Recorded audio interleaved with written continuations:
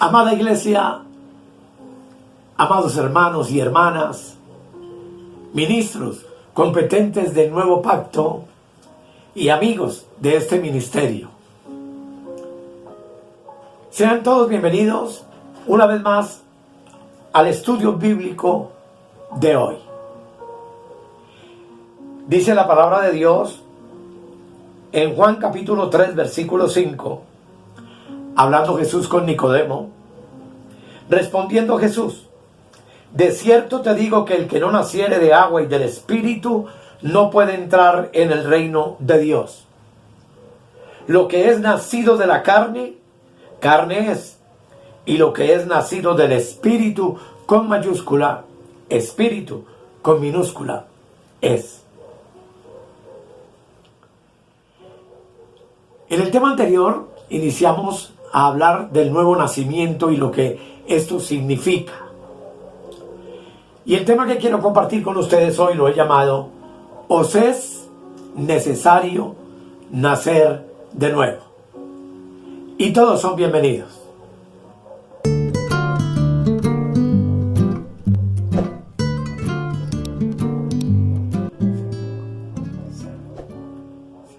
Amados, si hay una verdad fundamental para el cristianismo, por medio de la cual tú y yo hemos sido hechos participantes de la bendición de poder ser el nuevo hombre de Dios sobre la tierra, de ser la nueva creación de Dios, la ayuda idónea del varón perfecto, la desposada del Cordero, el cuerpo de Cristo, es decir, su iglesia. Esa bendición únicamente es posible por medio del nuevo nacimiento. Es por medio de nacer de nuevo que Dios mismo se dispensó en nosotros a través de la persona de nuestro Señor Jesucristo, y por medio del Espíritu Santo vino a morar en nuestro espíritu, dándole vida, porque ya vimos que estábamos muertos en delitos y pecados, y en esta obra maravillosa de Dios nos hizo uno solo con Él. Así dice la palabra de Dios en 1 Corintios 6:17. Dice: pero el que se une al Señor, un espíritu es con Él. Vamos a orar. Amado Dios, confiamos plenamente en la dirección del Espíritu Santo para realizar esta obra que tú nos has encomendado. Oro para que tú alumbres los ojos del entendimiento de la familia de la fe. Que cada uno de nosotros pueda crecer a través de entender y conocer tu misterio y tu palabra. Y que seas tú, hermoso Espíritu Santo, guiándonos a toda la verdad, en el todopoderoso nombre de Jesucristo. Amén. Nacer de nuevo, entonces, amados, es para nosotros fundamental. Pues como ya leímos en el Evangelio de Juan, y leeremos otra parte a continuación, cuando Jesús habla con Nicodemo, el principal de los judíos, que vino a verlo de noche, pues tenía miedo del resto del Sanedrín y del resto de los sacerdotes y de los fariseos, tiene un encuentro con Cristo, y Jesús en el versículo 3 de Juan le responde lo siguiente: respondió Jesús y le dijo: de cierto te digo, que el que no naciere de nuevo no puede ver el reino de Dios. Tenga en cuenta, no puede ver el reino. Versículo 4. Nicodemo le dijo: ¿cómo puede un hombre nacer siendo viejo? ¿Puede acaso entrar por segunda vez en el vientre de su madre y nacer? Verso 5. Respondió Jesús: de cierto, y recordemos que yo hice un tema acerca de la doble mención. Esto es algo que es ineludible. De cierto te digo, que el que no naciere de agua, que es la palabra de Dios, y del Espíritu, que es el que le da vida a esta palabra, no puede entrar en el reino de Dios. Aquí entonces encontramos el principio fundamental establecido por Dios en Cristo, para poder ver el reino y para poder entrar en ese reino. Indiscutiblemente, el hombre debe nacer de nuevo. A esa misma experiencia, el Señor Jesús hace alusión y explica la dimensión de este milagro portentoso y maravilloso cuando una persona nace de nuevo en San Juan capítulo 1. Tenga la bondad y lo miramos. Dice el versículo 11 al 13: a lo suyo vino. Lo suyo era la nación de Israel, y los suyos no le recibieron. Sabemos que lo crucificaron finalmente. Verso 12: mas a todos los que le recibieron, a los que creen en su nombre, les dio potestad de ser hechos hijos de Dios, los cuales no son engendrados de carne y sangre, ni de voluntad de carne, ni de voluntad de varón, sino de Dios. Así, amados, en el tema anterior tuvimos la oportunidad de concluir estableciendo la verdad poderosa de San Juan 3, 16 y 18, que dice: porque de tal manera amó Dios al mundo, que ha dado a su Hijo unigénito, para que todo aquel que en él cree no se pierda, mas tenga vida eterna. 17 dice: porque no envió Dios a su Hijo al mundo para condenar al mundo, sino para que el mundo sea salvo por él.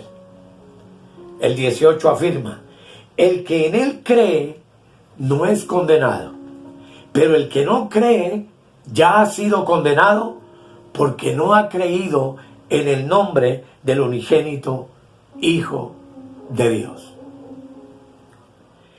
Les hablé, amados, de lo que realmente significa creer en Él. Y hoy vuelvo a hablarlo para que establezcamos 3 principios fundamentales de creer en Cristo. Número 1, Cristo murió para poner fin al pecado. Hebreos 9, 25 y 26 nos dice de la siguiente manera. Verso 25: y no para ofrecerse muchas veces, como entra el sumo sacerdote en el lugar santísimo cada año con sangre ajena. Eso fue bajo la ley. 26: de otra manera le hubiera sido necesario padecer muchas veces desde el principio del mundo.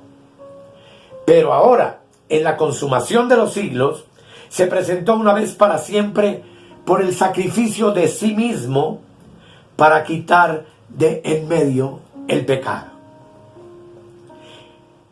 Sabemos que la paga del pecado es la muerte espiritual. Pero Cristo murió y venció la muerte, y lo evidenció por medio de su resurrección, poniéndole fin entonces no solamente al pecado, sino también a las consecuencias que el pecado había traído desde la caída de Adán sobre el hombre, la cual era la muerte del espíritu, la muerte espiritual. Pero Jesús, luego de su muerte triunfante, ascendió a los cielos, al tercer cielo de Dios. Pero no lo hizo solo, sino que ascendió y juntamente con él también nosotros, hasta tal punto de que tú y yo fuimos hechos sentarnos juntamente con Cristo en los lugares celestiales. Nuestra posición es esa: tú y yo sentados con Cristo en lugares celestiales. Así dice Efesios capítulo 2, versículos 5 y 6. Dice la palabra: aun estando nosotros muertos en pecados, nos dio vida juntamente con Cristo. Por gracia sois salvos. y juntamente con Él nos resucitó y asimismo nos hizo sentar en los lugares celestiales con Cristo Jesús. ¿Cuál es la posición tuya y mía? Sentados en lugares celestiales con Cristo. Así entonces, los que creemos en Jesús debemos creer estas tres cosas fundamentales. Número 1, que ya no tenemos pecado. Número 2, que al no tener pecado, resucitamos juntamente con Cristo para una nueva vida. Y número 3, que cuando Él ascendió a los cielos, también nosotros ascendimos con Él. Y hoy, a pesar de que nuestro cuerpo humano se encuentra sobre la tierra, nuestro espíritu está sentado en lugares celestiales juntamente con Cristo.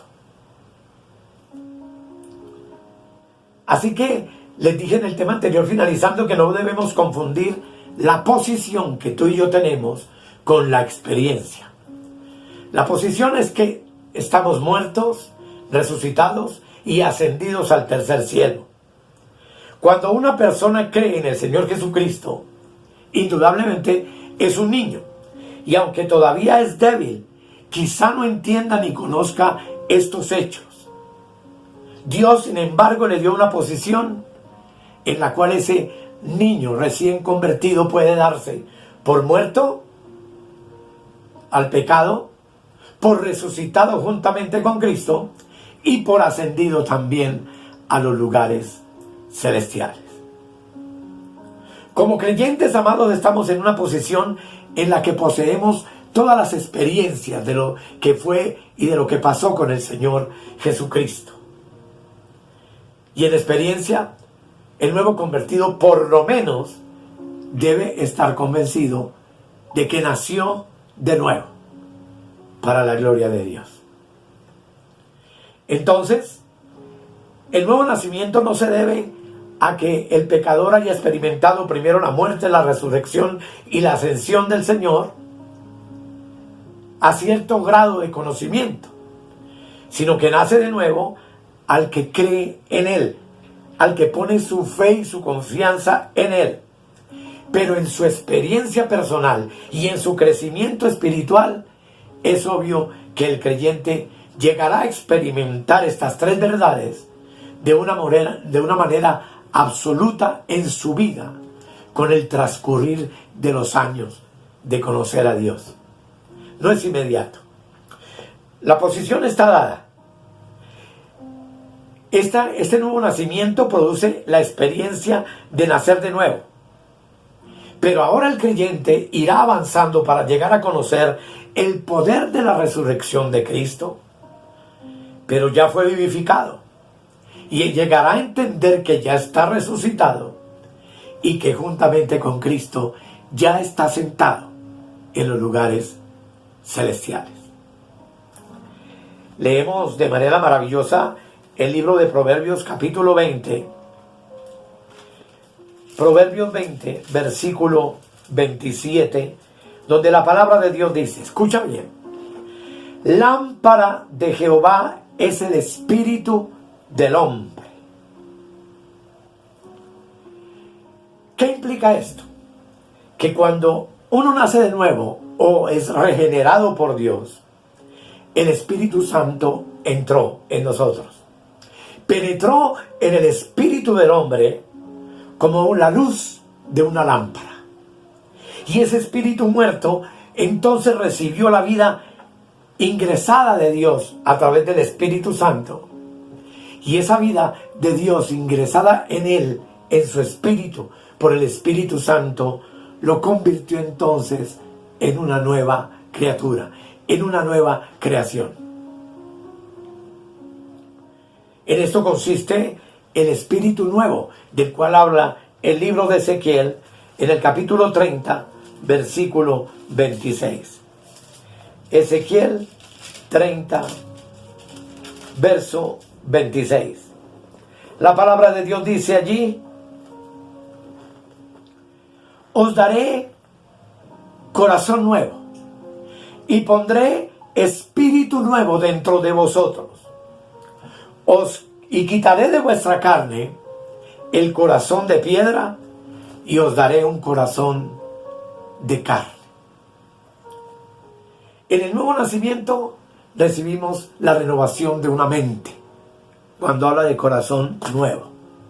Recibimos la resurrección de nuestro espíritu muerto, donde dice: pondré espíritu nuevo dentro de vosotros. Y como resultado, este nuevo nacimiento quita el alma endurecida, el corazón endurecido del hombre, y lo convierte en un corazón sensible y abierto a la verdad del misterio de Dios. Debido a que el viejo espíritu estaba muerto, el Espíritu Santo deposita ahora la vida increada de Dios, la cual le infunde vida a nuestro espíritu, y es una vida espiritual y es una vida eterna.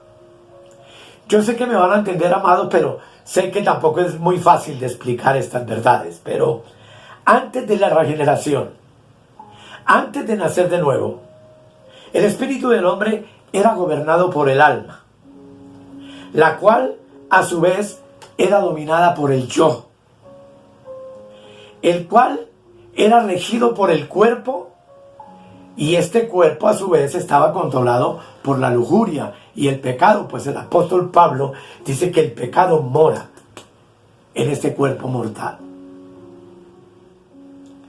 Así que el hombre caído, o en el hombre caído, el alma llegó a ser la vida del espíritu, el yo vino a ser la vida del alma, y la lujuria y el pecado se convirtió en la vida del cuerpo. Pero después de la regeneración del hombre, el Espíritu Santo es quien ahora gobierna su espíritu y hace que su espíritu, el del hombre, reine o gobierne ahora sobre su alma.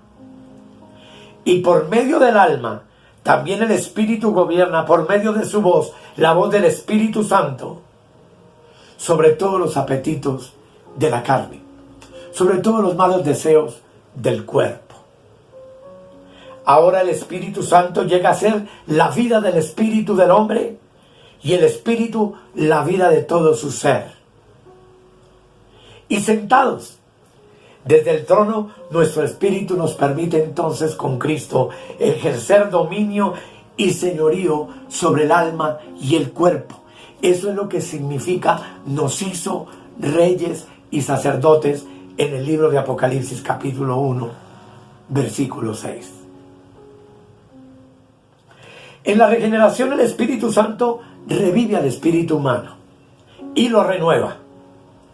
En la Biblia entonces la regeneración se refiere al paso por medio del cual el hombre caído, el hombre natural, sale de su estado de muerte y entra en la vida eterna, en la vida del Dios omnipotente.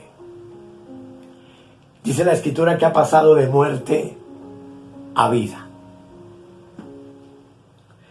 La regeneración, igual que el nacimiento físico, es algo que sucede solo una vez y una vez es completamente suficiente. En el nuevo nacimiento, el hombre recibe la vida de Dios, nace de Él y es engendrado por Él, llegando a ser un hijo de Dios. Según las Escrituras, amados, la renovación se refiere a la obra que hace el Espíritu Santo en nuestro ser, llevándonos progresivamente de conocimiento y de sabiduría y progresivamente permitiéndonos experimentar su vida, la vida de Dios, hasta que esto se convierte en una experiencia personal gloriosa por medio de la cual tú y yo podemos reinar sobre toda nuestra naturaleza carnal.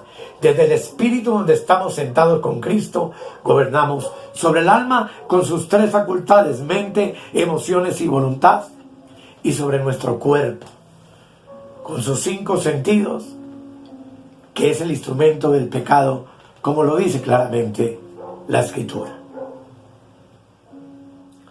Esta es una obra larga, continua y progresiva. En tal persona al final se va a restaurar completamente el orden original del espíritu, del alma y del cuerpo. En algún tema yo les compartí que es un peregrinar que nace de siendo niño, llegar a joven y de joven llegar a padres. Y esto es sumamente importante que lo entendamos, porque por eso este es un peregrinar cristiano. Es ahí donde los líderes, los pastores, los maestros, los evangelistas, los apóstoles tienen un llamado importante a edificar a los santos, para sacarlos de ese estado de niños, para que ellos crezcan en la fe y lleguemos juntos a la unidad del varón perfecto, que por supuesto es otro tema. Recordemos, amados, algo. Adán tenía espíritu, pero aunque había sido creado por Dios, no tenía la vida eterna, no tenía la vida increada de Dios. Esa vida increada de Dios estuvo representada en el huerto del Edén por el árbol de la vida, que para nosotros es Cristo. Esto nos enseña que entonces la relación vital entre Adán y Dios no era completa.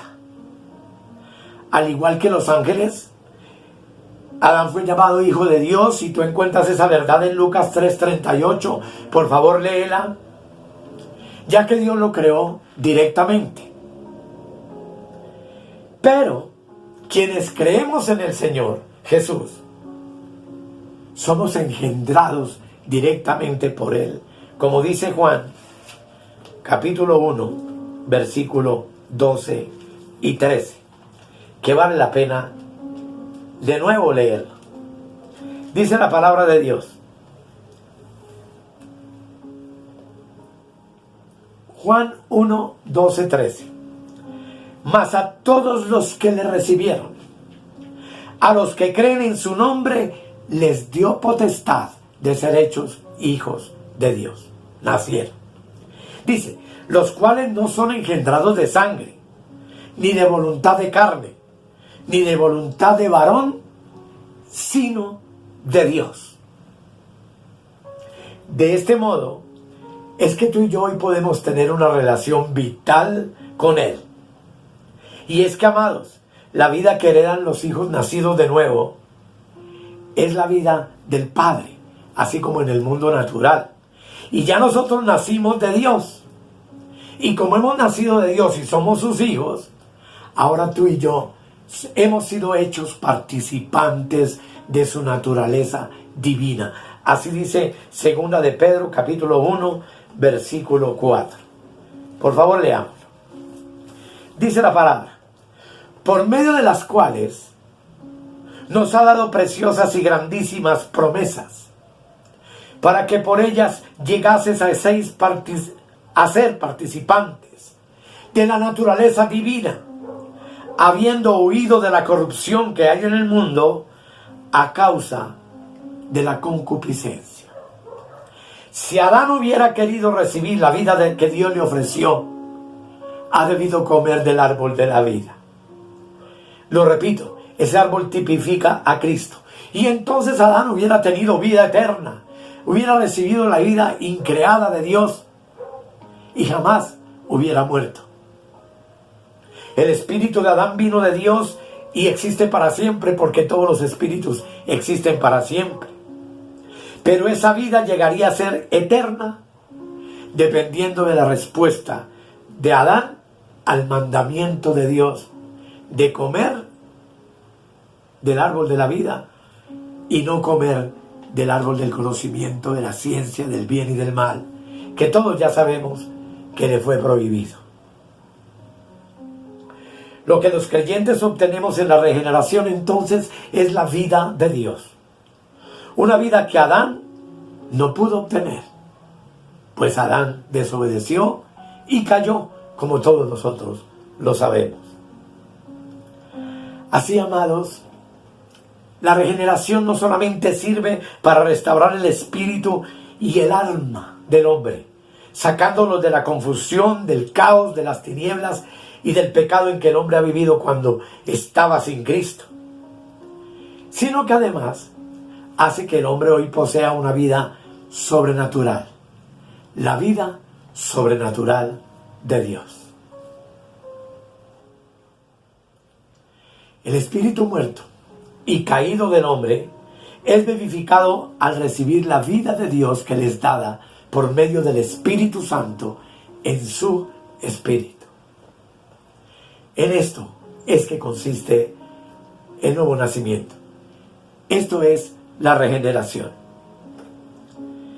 Y la base por medio de la cual el Espíritu Santo regenera al hombre es la cruz. Y eso es sumamente importante. Veamos Juan 3, 14 y 15. Ahí hay una profecía, algo que revela lo que habría de ocurrir. Dice la palabra en el versículo 14. Y como Moisés levantó la serpiente en el desierto, así es necesario que el Hijo del Hombre sea levantado, para que todo aquel que en él cree no se pierda, mas tenga vida eterna. La vida eterna mencionada en Juan 3:16 es la vida de Dios que el Espíritu Santo deposita en el espíritu del hombre. Ya que esta vida es la vida de Dios, y aquí es muy importante entenderlo, entonces hemos recibido una vida que nunca puede morir. Todos los que son regenerados tienen esta vida y por eso se dice que tienen vida eterna. Si la vida de Dios muriera, la vida eterna que recibe un hombre también inmediatamente perecería. Pero después de la regeneración, la relación del hombre con Dios es igual a la que establece o a la que se establece en el nacimiento de un niño en el ámbito natural. Una vez que el hombre nace de Dios, no importa lo que suceda, Dios no puede negar que Él lo engendró. Por eso dice la Escritura que nada ni nadie lo puede arrebatar de su mano, porque todas sus ovejas esculpidas por Él, que oyen su voz, no se pueden perder jamás. ¿Por qué no se pierden? Porque nacieron de nuevo, porque recibieron la vida increada o la vida eterna de Dios como su regalo. Por lo tanto, amados, el hombre al nacer de Dios obtiene una posición ante Él y una relación con Él que no puede ser destruida, ni siquiera por la misma eternidad.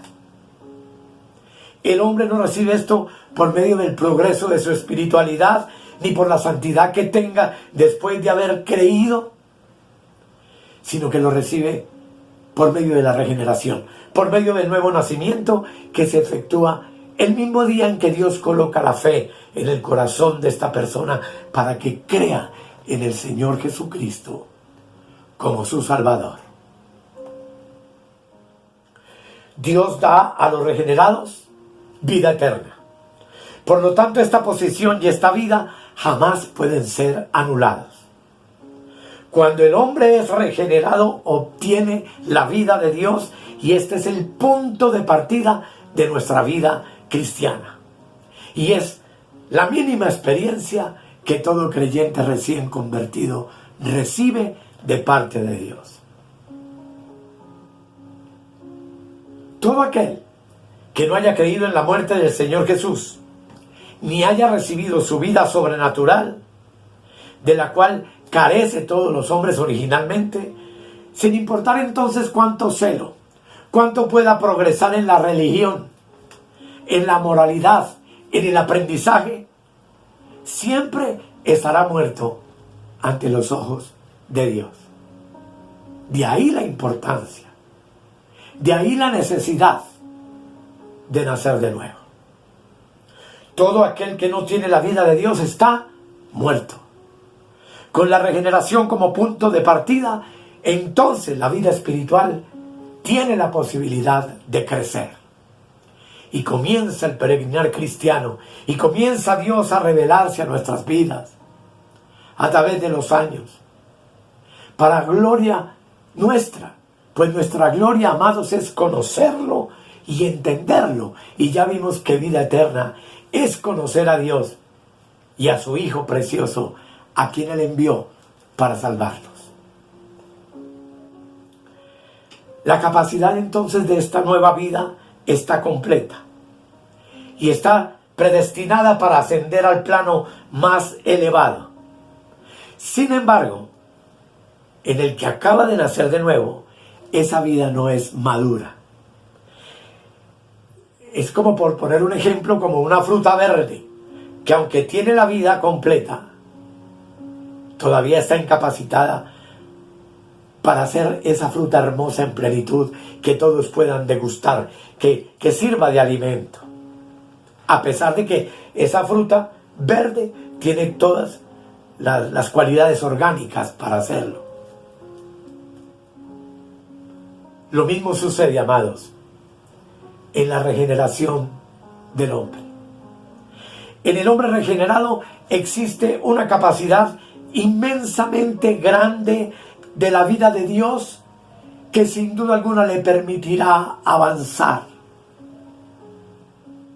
No fuimos llamados para ser salvos 1 mes, 2 meses, 5 años, 10 años. No, Él nos salvó para siempre. Él no se avergüenza de llamarnos sus hijos.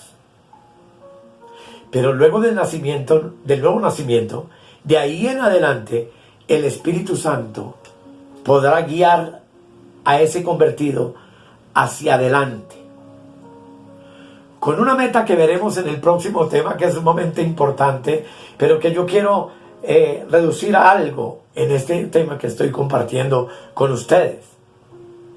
Y es hasta que el cuerpo y el alma nuestro estén completamente sometidos y sujetos al Espíritu del hombre,